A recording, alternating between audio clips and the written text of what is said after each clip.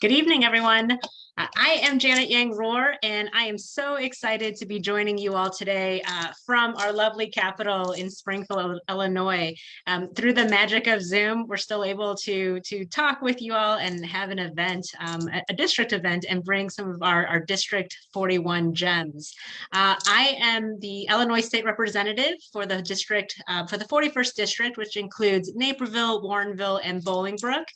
And as many of you know, March is Women's History Month. But I wonder if you knew how it came to be. So in 1981, Congress passed a joint resolution which requested the president to proclaim the week of March 7th, 1982 as Women's History Week. And just 5 years later, with the very fast-moving power of government, it actually became Women's History Month in March 1987. So today we have put together a panel in honor of Women's History Month that really focuses on a very local person, a local hero, someone who had a great impact on our district, and that's Caroline Martin Mitchell. And so this story is one that really has gone untold in a lot of ways. And I would just love to of course, jump into the story. But first, I'm going to talk about some of our experts. And I want you all to learn about some of the expert panels that we have at Naperville Settlement and the people that we have joining us today. So first, we have Rena Tamayo-Calabrese, who is the president and CEO of Naperville Settlement. We have Jeanne Schultz Angel, who is the associate VP for Naperville Settlement, and Dr. Andrea Field, who is the curator of research. Rena, could you please introduce yourself? We actually just saw each other in Springfield last week. You were doing a great job advocating for Naperville Settlement, and it was always great to see you here in Springfield doing your work and making sure that Naperville Settlement is well represented. Well, thank you. It was a pleasure for me to be downstate with all of you and actually all of the Illinois Association of Museums as a cohort for Museum Day. So we had a wonderful time there. But my name is actually Macarena Tamayo-Calabrese. Most people know me as Rena Calabrese. I am the president and CEO of Naperville Settlement, and I always end by saying I have the best job in town. And with us, we also have Jeanne. Jeanne, could you please just tell us a little bit about yourself and share with us your role at Naperville Settlement? Sure. I am so pleased to be here today. My name's Jeanne Schultz Angel. I am Associate Vice President at Naperville Settlement, and I have the pleasure of being the Director of the Learning Experiences Department and the Curatorial Department. So I get to do so much of the diving in of the history. And as a public historian, I've been doing that for about 27 years or so now. And it's just something that every day becomes more exciting and more curious. Thanks. Awesome. And Andrea, Dr. Field, thank you for joining us today as well. Would you mind introducing yourself and sharing a little bit about your role? Sure. So I'll be the third person today. Thank you for having us. My name is Andrea Field. I am the curator of research. So I am primarily responsible for digging into the records and figuring out the history. So I do that for people who have questions about Naperville history and contact Naperville Settlement, but I also do that for our exhibits and field trips. Looking forward to tonight. So thank you all for joining us today. One of the really great things about this role, about being a state representative, is really getting to highlight the district gems. And this truly is one. And Caroline Martin Mitchell and her legacy is truly a gem that we should talk more about. So I am so excited to hand over the reins to you today. I know you have a presentation to share, and I'm going to let you all share your screen so that you can go through kind of just a little bit about Caroline Martin Mitchell. Sure, great. Yeah, we wouldn't be a museum if we didn't have the images, right? So we're going to start by just giving you an overview we're going to start with this Martin family. And what you're looking at right now is this bird's eye view of what the corner where Naperville Settlement sits to this day, what that looked like back in the 19th century. The Martin family represents a wide gamut of business activity in Naperville for over 100 years. They were involved in lots of different endeavors. And Caroline Martin Mitchell ended up being the most important benefactor to the city. And the Martin Mitchell Mansion is, of course, the heart of Naples settlement, as we know. The Martin family begins with the arrival of the family from Edinburgh, Scotland. George Martin I and his wife, Elizabeth, or Betsy, Christie was her maiden name, Martin. They arrive here in 1833 with their 6-year-old son, George II, who actually is the builder of the home. When George Martin Sr. dies in 1841, his son took over the farm. And in 1845, George Martin, Carrie's father, there's a lot of George Martins, by the way. We're going to talk about 3 different George Martins. He started a quarrying, limestone, and manufacturing brick business from the clay on his land. Now, George and Sibylla, this is Carrie's father and Carrie's mother, are here in the community from the 1830s on. So again, George Martin, we'll call him the second or senior, he's born in 1826 in Scotland. And he married Sibylla in 1854. She comes from Scotland as well. She's from Aberdeen, and she comes over in 1834, or she's born in 1834, and she immigrates at a young age. She lives with her parents, and they actually die an untimely death. Then she moves in with Reverend and I'm so sorry. She moves in with her uncle, John Ritter, in Naperville. So she immigrates to Peoria. Her parents pass away, and then she arrives in Naperville. And she marries George Martin, and they have 4 children. And I'm going to pass it over to Andrea, who's going to talk about the children. Sure. So like Jean said, they had 4 children, Elizabeth, Kitty, George, and Carrie. So Elizabeth is the oldest, and she had dwarfism. And so one of the sort of realities of the study of history is we never know as much as we would like to know. That's why Jean was talking about being constantly curious. We don't know how this really affected her life or her health. These are still questions we're trying to figure out. We do know that she spent her life in the family home and was educated there. She's 28 years old when Pine Craig is born, so all the children are actually closer to adulthood than childhood when the house is built, and she's going to live there for the remainder of her life. She lives till about 1920. She does not marry. She does not have any children. She was very well known for being incredibly well liked and highly respected around town. So her funeral is very well attended. Lots of people showed the family support when it happened. Kitty is the second oldest daughter. She was 25 when the mansion was built. She was educated at what was then Northwestern College in the Commerce Department. We would now say that's North Central College, and we will refer to it as the Business Department. She is her father's heir at the firm. So she is a bookkeeper for about 30 years there, and then she's the managing partner of the firm when her father dies for about 19 years.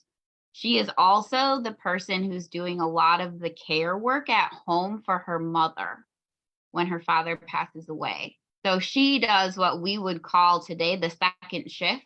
So she goes out and she works in the public economy, and then she comes home and she does a lot of work in the home economy as well. George is the only son, again, like Jean said, the third, but I always tell people that I would guess he's probably like the 85th. I feel like it's just a line of George Martin.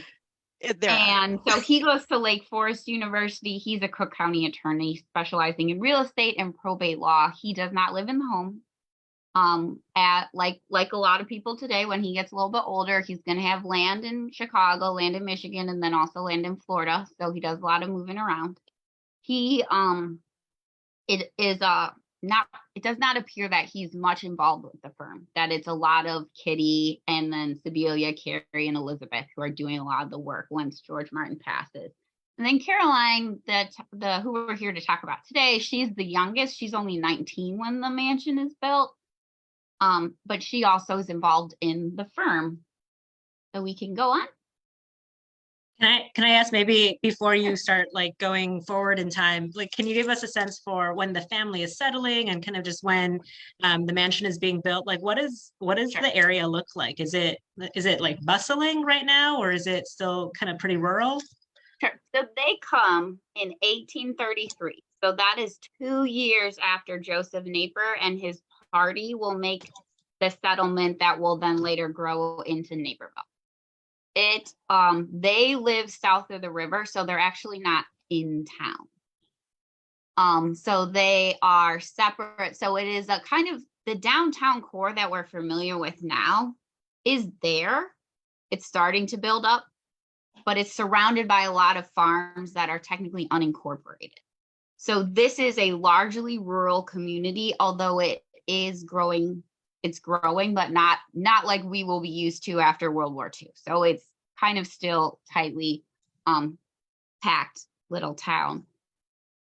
They the map that Jeanne showed, if the house where the house was built is called Locust Hill. So it is on the map right in the center. They actually live at the time of this map. I'm sorry, I keep making Jeanne go back and forth. At the time of the map, they live in the little white house across from Aurora Avenue. That is the Century House. So George Martin's father built one of the first frame houses in DuPage County.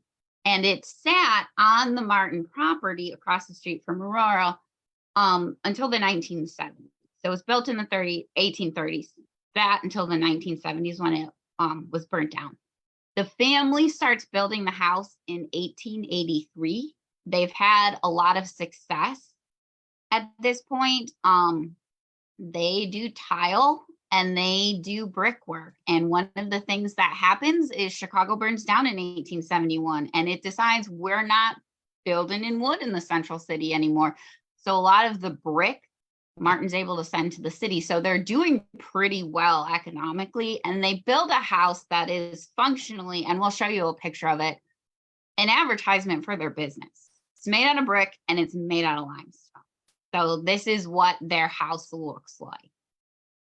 So you can see it's a really stately manor sitting on a hill. You know, Naperville's pretty flat, but it is sitting on a raised incline.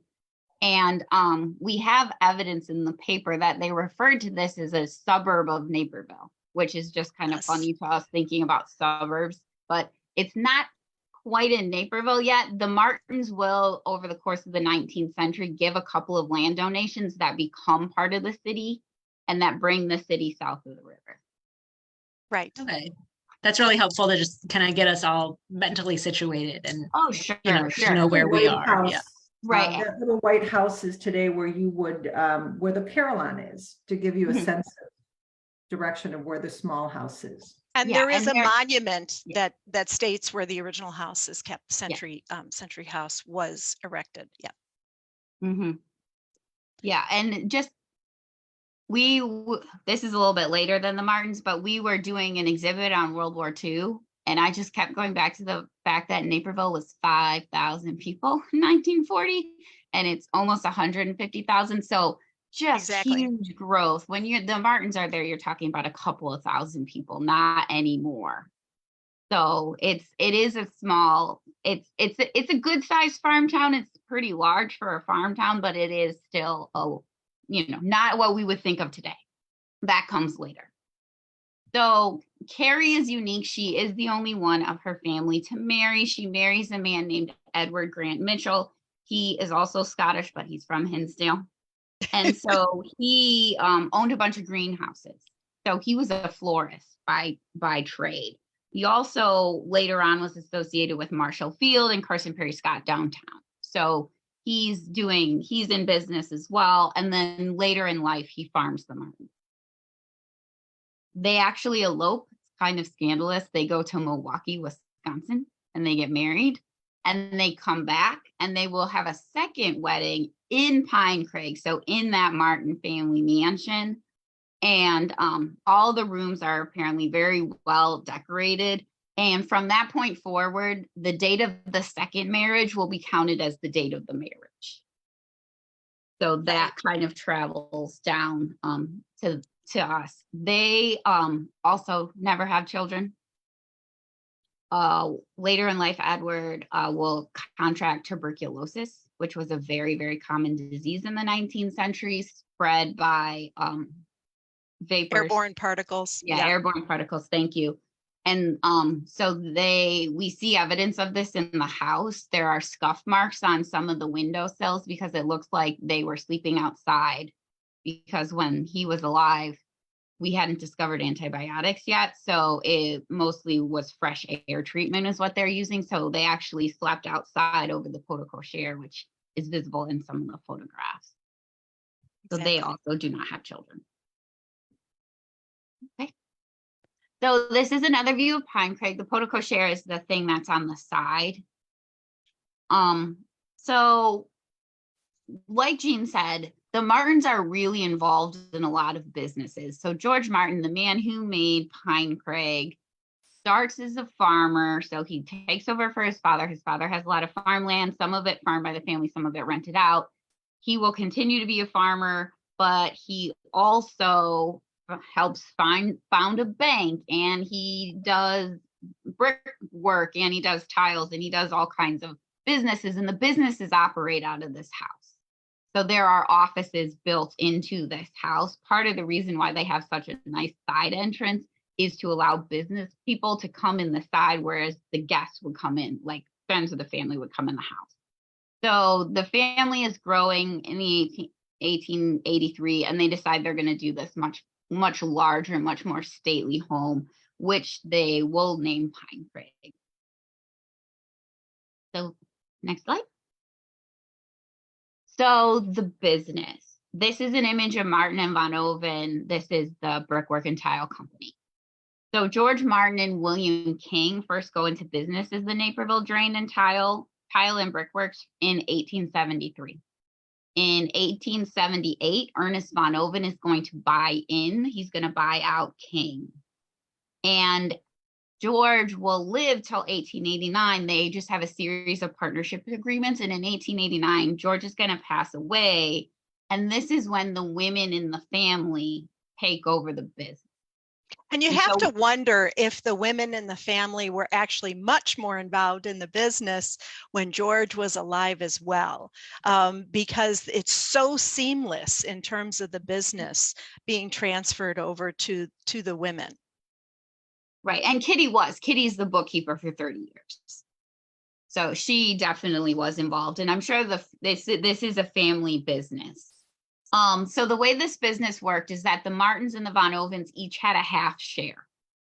And they took advantage, they got the profits, right? So what you're looking at on the left is actually a document that is the distribution of profits for one period. So the firm made $400, the Martins got $200. And the arrangement here, which is a little hard to see, is pretty much the standard arrangement that we've seen in the documents, which is Sibylla gets about $80 of this. And then Carrie, Kitty, and Elizabeth each get 40. So mom always gets the most. The girls are always equal below that. I haven't found, and I'm still digging through the records, I haven't found evidence of salaries. One of the partnership agreements says Van Oven is getting a salary, but doesn't list anybody else getting a salary. But we have very ample evidence that they are getting the benefits. They're getting the profit. And so can you give a sense, what is $300 in today's dollars? Oh, I have no idea. Oh, like $300, or yes, $300 would be thousands in today's dollars. Right. And I would, if you know, somebody makes $300 in 6 months, you know, it's okay. You know, yeah, it's enough to live on for sure.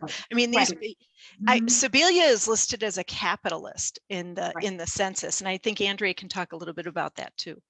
Right. She's listed as a capitalist, which just leads us to believe that the business is basically in her name. She owns the business. That's kind of the language they use. Kitty is used as a bookkeeper. It is worth kind of giving larger background as to what's happening to women in this time period. So in the late 19th century, there is a growing movement for women to attend college. And both Kitty and Carrie will attend Northwestern College, some classes at Northwestern College. This is about the third generation of women who really have been able to go to college. And Northwestern College, which started off as Plainfield College in 1861, it allowed women to come basically from the beginning. So they're going to a school that allows women to come. Some of them are able to take that and sort of go out, and the first profession that really gets a lot of women in it is teaching. So teaching was a male profession in the 19th century, and by 1880, about 2/3 of teachers are women. So that's a huge shift. They also go into a lot of service work. So what they call it municipal housekeeping, right? There was this idea in the 19th century, very popular, that women's natural place was in the home. And so you have some women at this time who say, okay, but you know what needs taking care of? The city. And so we're going to take our household management skills and we're going to apply it to poverty, right? This is how Hull House comes about. We're going to apply it to social science. We're going to apply it to all of these areas. And so what the Martin women are doing is very rare at the time, but they are part of a group of women who are able to be more in the public sphere than was previously possible. So it's kind of a like both and. There's a huge amount of limitations on what women can do, but there is also this growing space for women who are like the Martins, well off, they're middle class, they're upper class, to be more publicly And for the Martin women who don't end up getting married, there's an advantage there because married women lose their rights at this time. Your rights fall under your husband's rights.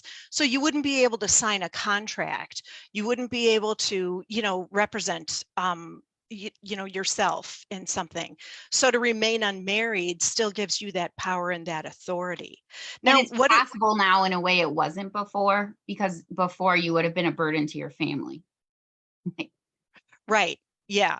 And so the whole dynamic is not only unique and unusual, but also very much a period of the late 19th century when things are really changing for women. You're seeing women attorneys, you're seeing women doctors, you're seeing definitely women teachers. So all that is shifting forward. And, I love this, this piece from our archive. This is Carrie's Rules of Success. And if you look at some of these, you can really get a sense of how she was, attempting to organize her life or what she was thinking about, in terms of conducting herself, right? Prepare yourself to study and fill the position. Be polite, friendly, and take apparent knocks as boasts. A lot of these things we could actually use as advice today and think about, because the more things change, the more they stay the same. But what else? And to be clear, the third one is, I think, something that really speaks about who Carrie or Caroline was, and it's about reputation and confidence are the basis of business. Establish these, and if you think about the time that she lived and the fact that they had to really just be women of their time, but be women ahead of their time every day, requires a certain amount of confidence on a daily basis, especially when they're running a business that is completely male dominated. So not only the contracts that you're making with other businesses in the Chicagoland area, but even your employees, all of them or the majority of them must have been men. So I think it's helpful even today to think about our reputation and our confidence as women and what we portray as business in our business lives. And that much harder for women in the 19th century.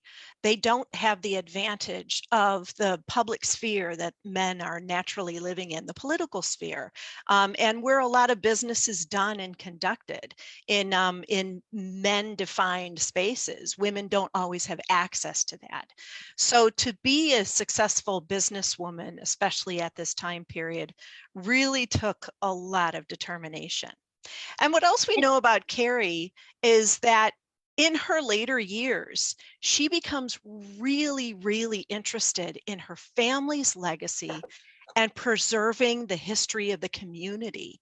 So much so that there's different in the 1930s. There's different things that start happening. Okay, Naperville's centennial, their 100th anniversary happens, and of course you have Centennial Beach being built, and you know, all the festivals and things like that. But there's also other events that happen.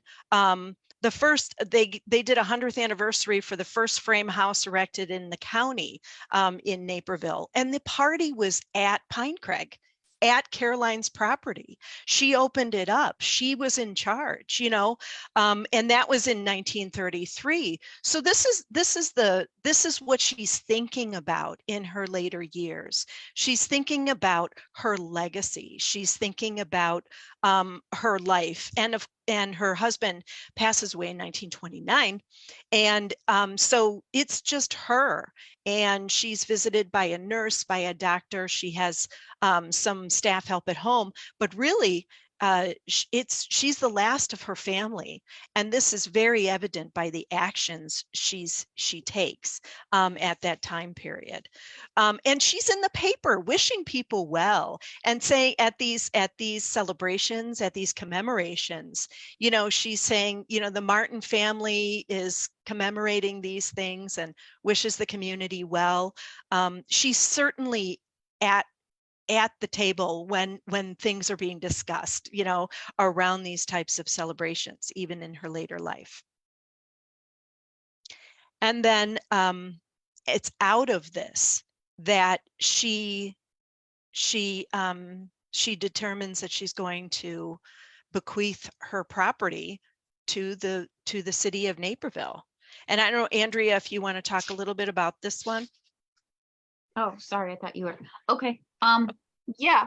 So just like Jeanne said, she's doing this at a really kind of critical period in Naperville history. 1936, we're still kind of that farm town. By 1950, a decision has really been made that we're going to grow. And so from 1950 to 1980, we do about 240 annexations. And so this land that is like right now, when I grew up in Naperville, I'm like, this is downtown Naperville.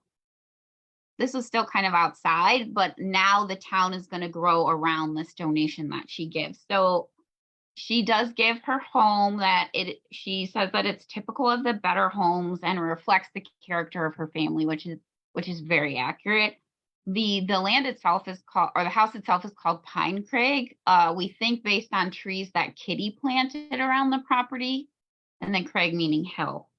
And so she has that house, she has the carriage house, and then she has that century house still Across the street, right? Yeah, so those are going to be that space, especially Pine Crag, is going to be a museum, right? It's going to be a museum in honor of her family, one of the first families of Naperville and one of the most successful. And then she has about 212 acres of property that she is going to she's going to give to use either as park grounds or for municipal or public purposes. So again, that the community is going to be able to use her land. And those are the kind of stipulations she puts. So Jeanne, if you want to. So go ahead. In her, so it's interesting because in her will, she did some really great moves. I guess one of the things that I didn't do is to tell you a little bit about my background. And I think you know that I am a lawyer, other than the fact that I'm the president and CEO. And the interesting part about what she did is she set up her will, and she certainly said that these 212 acres she would be donating, and that upon her death, 3 trustees would be named. And these are the trustees that would decide who gets the land as trustee of these 212 acres. And so she actually said it could either go to the state, to the city, or to the county. And it was the 3 trustees that were going to decide where it went. And she had stipulations about the fact that you could never build on the property, which today you know as Napier Settlement, or on those other lands, except if there was ever going to be an airport. Think of her time and think of the idea that airplanes are literally new technologies. And she made that exception in her will because she was very forward thinking and very much a visionary. She also said that her properties, wherever they are used, would have to be used for the public good. So when you look at Naples Settlement today and you look all around us, you will note in front of us or to the back of us, you will note that everything there is actually for the public good. And we'll talk a little bit more about what sits there, but keep that in mind. And then she said that her orchards, which today is what you really know as those 13 acres, would be used as a place to gather her community. And that's really the biggest legacy that she has done. She's the biggest, she's the largest philanthropist that the city of Naperville has ever had in its almost 200 years. And so this dark spot that you see in this slide is literally all of the property that she provided to the city of Naperville as trustees. And amazing things came out of that. And I'll turn it back to Jeanne or to Sure. It's really important that this is a woman that really thought long and hard about what mechanism she was going to use to leave this legacy behind and what she wanted done with her land as well. Right. And, you know, she passes away in 1936, and by 1939, they open the museum just in time for the DuPage County centennial celebrations, which much of which takes place on that property. So if you look at this kind of odd shaped splotch, you will see this is the land that was bequeathed to the city of Naperville. And if you kind of look at it as an aerial view today, you can see how it sort of plays itself out and all the things that are affected and touched by that. So one of the things, of course, is Naples Settlement and the Naperville Heritage Society. Another thing, Elmhurst or Edward Elmhurst Hospital. Edward Hospital actually starts as a tuberculosis sanitarium. And then by 1955, if I'm not mistaken, and Andrea can correct me, it becomes a hospital. And so parts of the land, that was part on Martin land. And by the way, that philanthropist was also a woman. Yes. Yeah, we covered her in a program last week. Eudora Gaylord Spalding. The Carillons, that's Century Hill there, right here. And that is, of course, Rotary Hill and the Carillon. That was part of the gift. And Naperville Central High School is on former land. Also, parts of the cemetery are on part of this property. And but all of the cemetery was actually donated by the Martin family. That's true. So the father, Mr. Martin, was originally the one that gave a portion for the cemetery. And as the population grew, then so did the cemetery. And that was a gift also from the Martin family. So incredibly influential. Right. And placed there because it wasn't in the city. Right, Yeah. exactly. Cemeteries are far enough away, you know, but close enough as well. And that's the border, basically. That's the outskirts. And of course, Knock Park. I'll go back to Knock Park. I'm sorry, my cursor is kind of going really crazy right now. And Knock Park and all of that property. I don't know. Everybody I know who grew up in Naperville played a baseball game in Knock Park in one way, shape, or form, right? Or a softball game. Sportsman's Park is also part of that. And of course, we hear that every once in a while from Naples Settlement. And the community garden plot as well. So really, we have actually in the Martin Mitchell Mansion and on the tour, we have a room designated to learn all about Carrie's gift. And then at the end, you can sit down and you can actually write how your life has been affected about her property and her gift, and what that kind of meant to you. And I took it off the screen. I'm happy to bring it back up on the screen, but that's where our slideshow sort of ends today. But I think it's so incredible what one person can do. And the placemaking that happens for downtown Naperville and the direction that downtown Naperville goes in based on Caroline Martin Mitchell's gift to the city. Yeah, I love how you bring other people's stories into the exhibit, right? Into Pine Crag, and it really it really goes towards the Naples Settlement's, I think, mission and you know, what you do as a living museum, really. And it really is amazing to imagine, like 100 years ago, people were gathering at Pine Crag, and today we're doing the same thing. And Naples Settlement is a gathering place for so many in our community. To what she wanted, to what she was doing at the end of her life and during her life, is gathering people there to commemorate, to celebrate, to remember. Those were the things that were important to her. And it's still things that we do today. And you know, another thing to imagine is the opposite. What if she didn't do that? What would Naperville, what would downtown Naperville look like if not for that gift? It wouldn't look like this.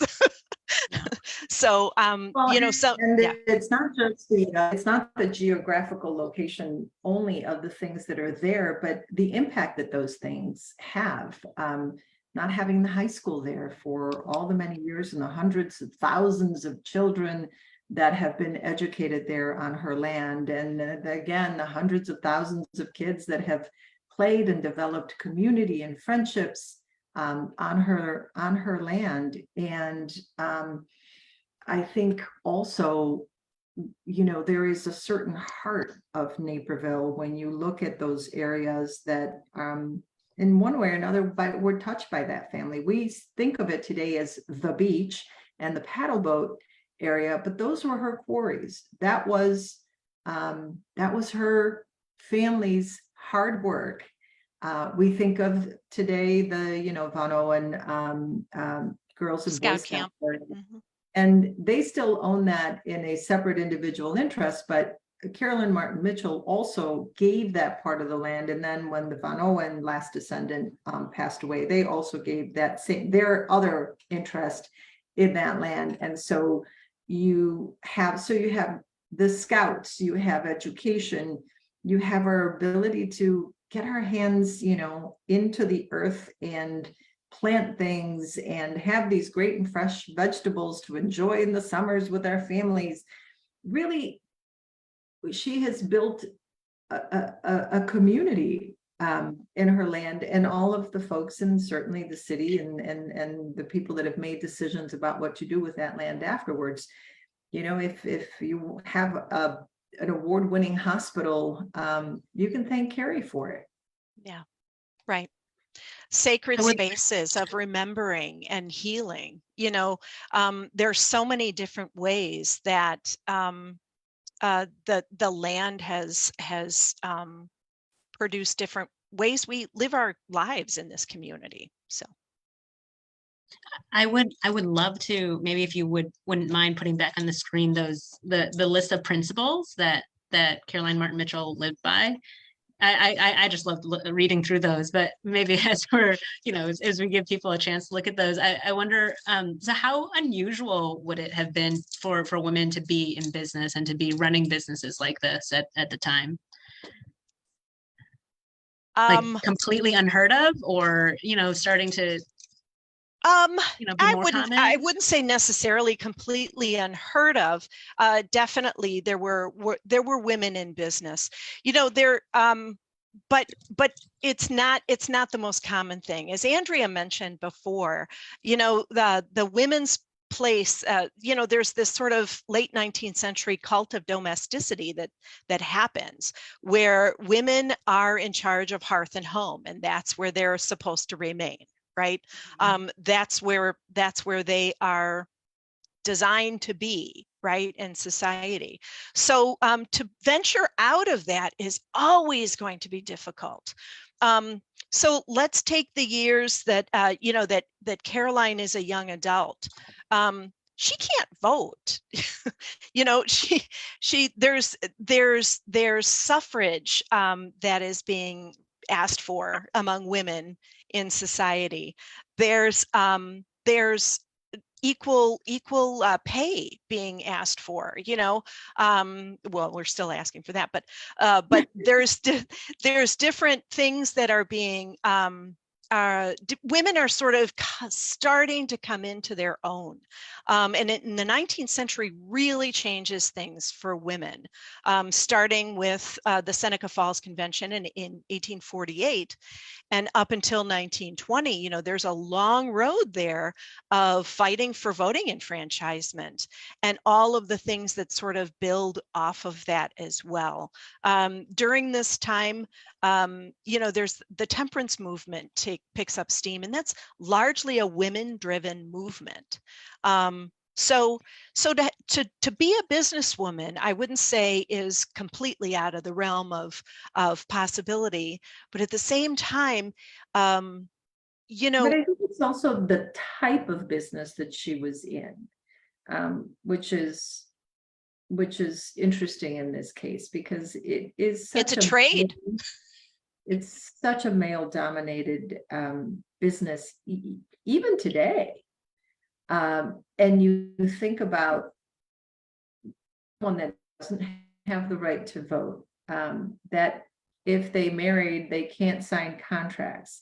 The whole idea of how do these women overcome all of those obstacles, truly, because they have to go around them, right? The law is telling them, you can't do this, you can't be here, you ought not to be, and this is where your space is. And somehow they are making it work for their families and for their livelihood. And they're being very successful and respected at the same time. And I think that's truly one of the big stories that is perhaps lost in all this, is the grit and the tenacity of these women to carry on and to carry on forward. In those days, the head of the household passed away, and it was, I'm sure it was terrible for them, but if he was the business owner, it really, you know, it really shows how very forward thinking I think they were. And then in her later years, I think the other part of this tremendous story is what she did. What she did with it. She understood that this town gave her a wonderful life, a successful career, and she wanted to plant the seeds to be able to do that for generations, you know, and generations. And she has been tremendously successful in doing that right through today, and, you know, in 2023. To have that incredible lasting legacy. Yeah, talk about the grit. Yeah. Just and going back to what Jeanne said, just to point out, it is a family firm that's being operated out of a family home, right? So it is that kind of blurring of public and private.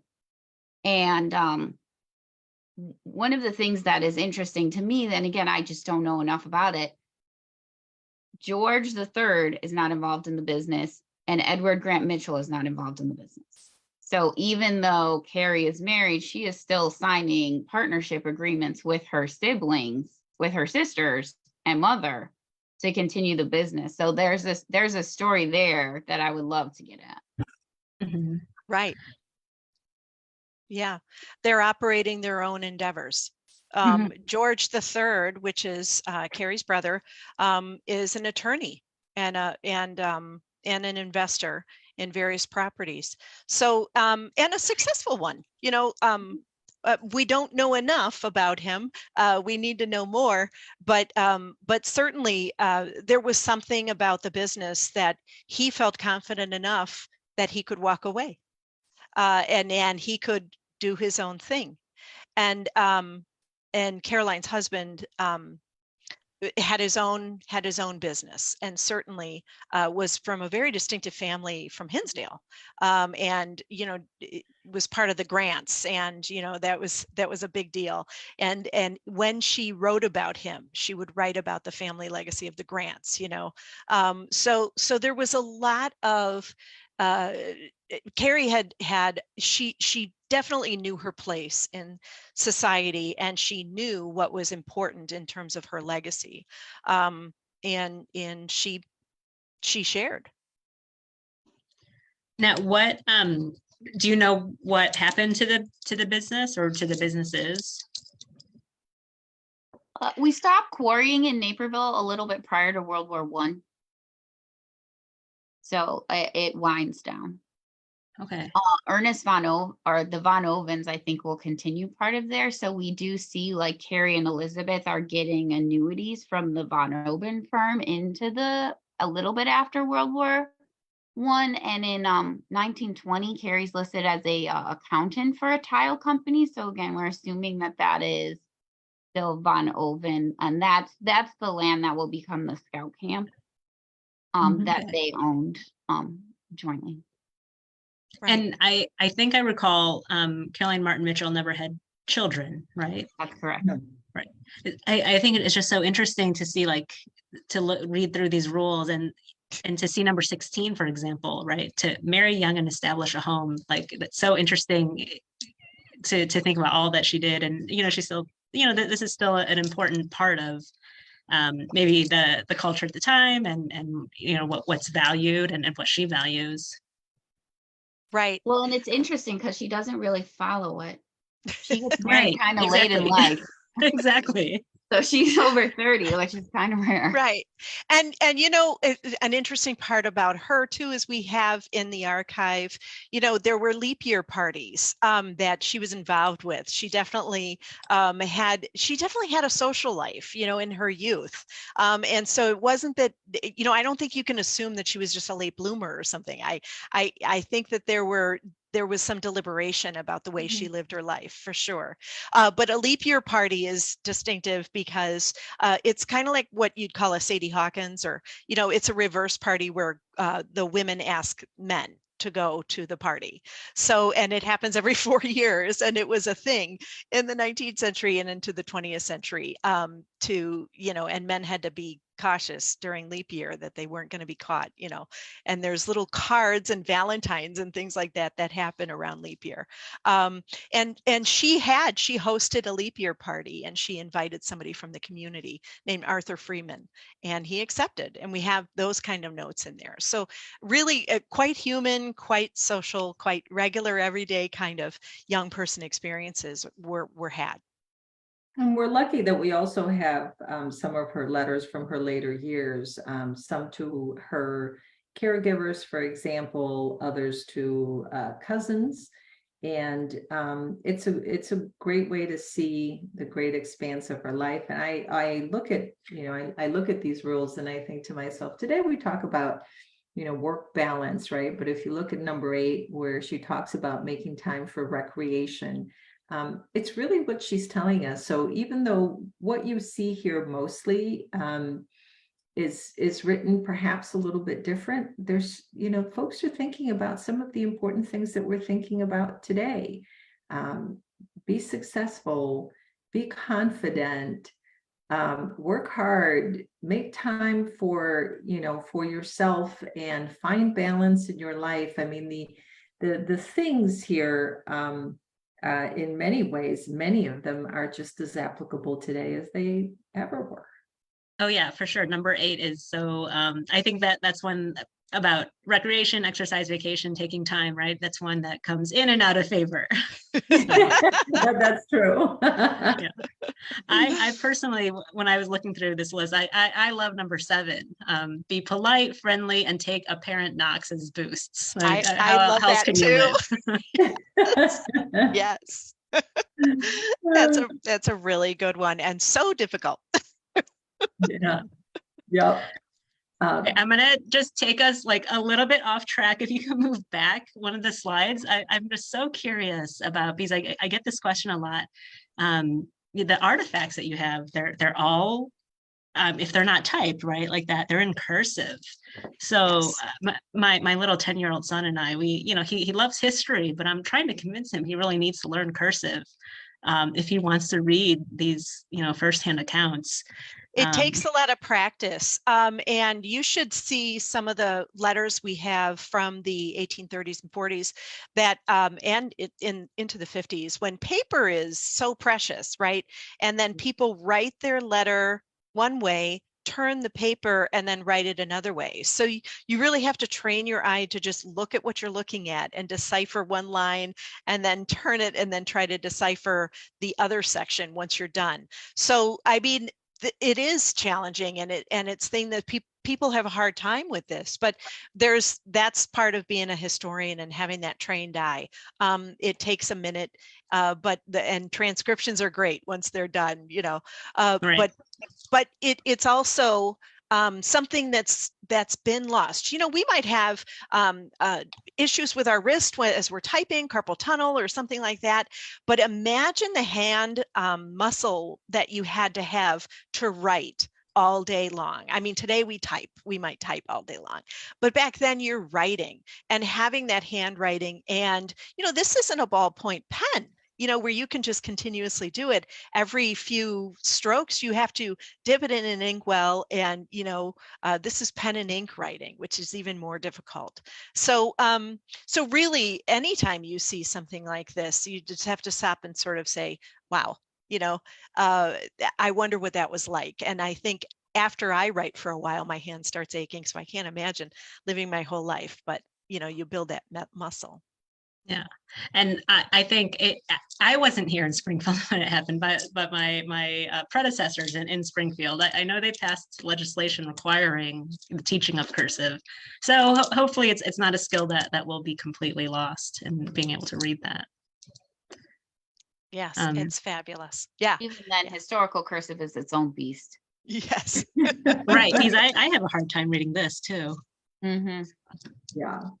Well, and one of the interesting things about the Martin and the time that they lived is that they went through the whole settlement piece, and then by the time that the mansion was being built, they were part of this whole. We don't think about it that way today, but they're part of the whole Industrial Revolution and part of what is being accomplished in terms of technology. And we may not think of it as much, but Pinecrag was special, not just because it was a larger home, but you had indoor plumbing, which was something new for the day.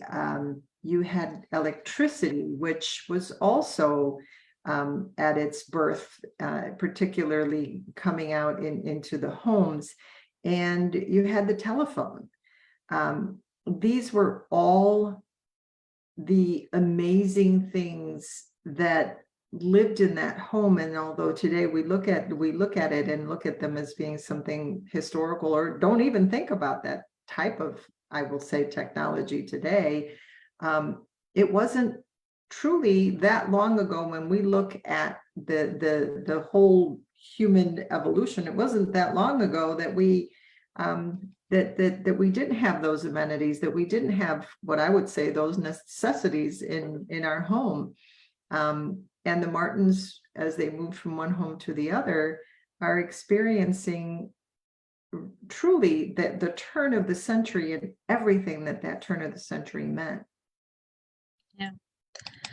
We're coming up to our hour, and I just want to thank Rena, Andrea, Jeanne. Thank you so much for taking the time to really share with us and go into this deep dive on Caroline Martin Mitchell and her legacy. I'm just so glad that we were able to share so much of her story, but I know there's so much more, and we should all make time to go to Napier Settlement. I know we're talking about Naperville a lot, but it's hard to overemphasize just how much of a regional treasure and gem Napier Settlement is. And we have so many, especially school kids, I think, from all over Illinois coming to Napier Settlement. Is there anything, else you want to make sure to share about Caroline Martin Mitchell, Yeah. or about anything else happening? I actually want to, I want to take this opportunity to invite people to Tavern Trivia this Thursday. It's Women's History Month, and as it comes to a close, we'll see how much you know about women's history in America. So Tavern Trivia this Thursday evening is women themed for Women's History Month. So enjoy tea and sweet treats while playing a game of trivia for Women's History Month. Trivia teams are limited to four-person teams. You can join as a team or as an individual. Registration is required, and you must be 21 or older to play on Thursday night. So that nearly wraps up our women's history. But I Although do want to go.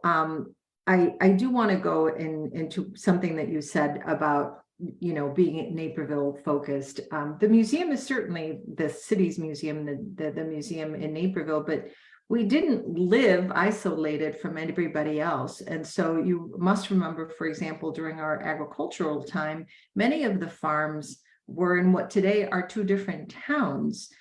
Sometimes it might have been Bolingbrook, sometimes it could have been Lisle, or Warrenville, or, and so our history is one that is shared with the communities and the cities that are around us, number one. We are also very much tied to the history of Chicago. And so what we try to do is we try to tell the history of our town, but it's really a lens to help and to bring the history really of the United States and our state of Illinois into a sharper focus, because the things that we were living here are the things that many times were going on at our national level or at our state level.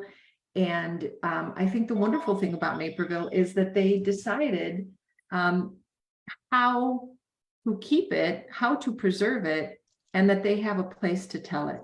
But the history is truly regional, and we're happy. We welcome about 112 different school districts, for example, every year.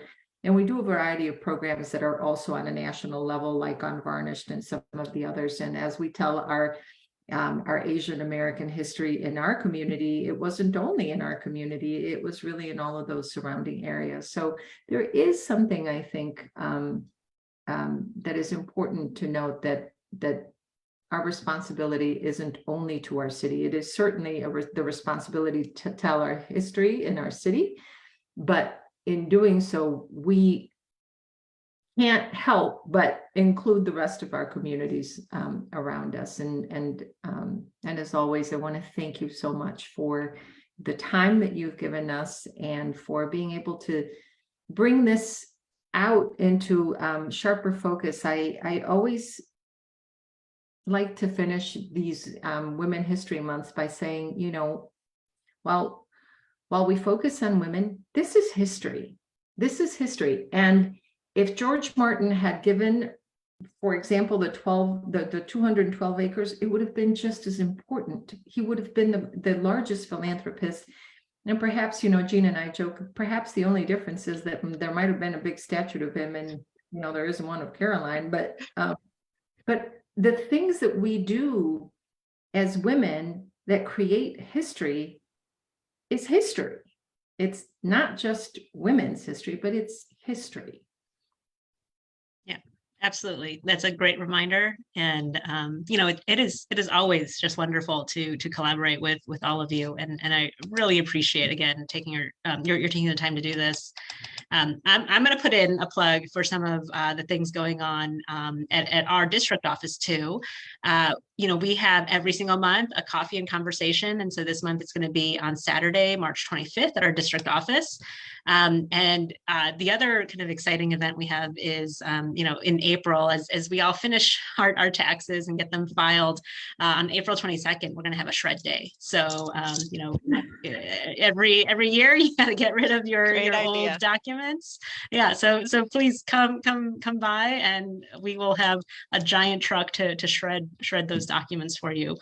You can find information for all those things. And if you have questions on anything in this panel too, we will make sure to forward your questions on to this great group. Thank you. Yeah.